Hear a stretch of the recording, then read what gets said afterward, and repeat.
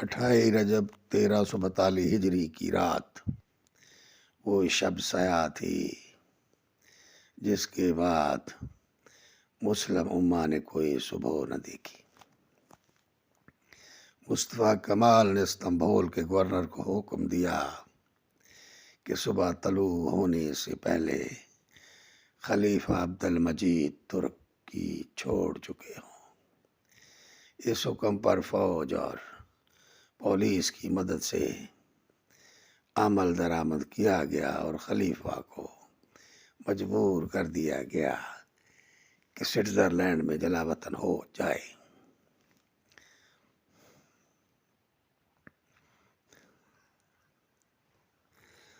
رجب 1342 ہجری کے مطابق 3 مارچ 1924 کی صبح یہ اعلان کیا گیا کہ عظیم قومی اسمبلی نے خلافت کے خاتمہ اور مذہب کی دنیا سے علیحدگی کے قانون کی منظوری دے دی۔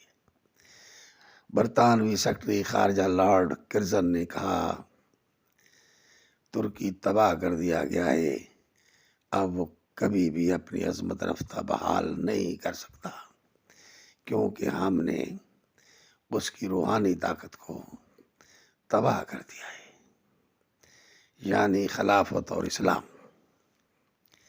خلافت کے خاتمے کے ساتھ ہی استعماری کفار بھوکے بھیڑیوں اور گدھوں کی طرح اس امت پر حملہ آور ہو گئے۔ انہوں نے اس امت کا خون چوسنے کے لیے ہر ایک دوسرے سے لڑنے سے بھی گریز نہ کیا۔ اسلامی شریعت کو معطل کر دیا گیا۔ سرزمین خلافت کو چھوٹی چھوٹی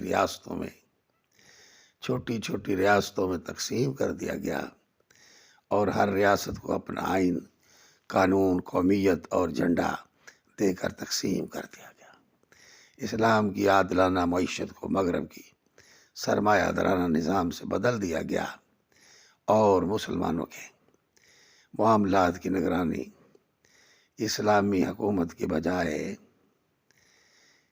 سیکولر کردار حکومتی ڈھانچے کے ذریعے کی جانے لگی۔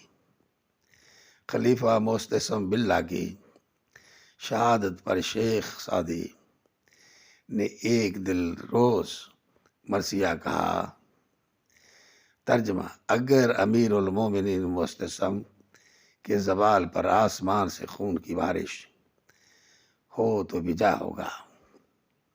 اے محمد، اگر قیامت زمین پر ہونی تھی تو آ کر دیکھیے کہ مخلوق خدا پر قیامت گزر گئی ہے۔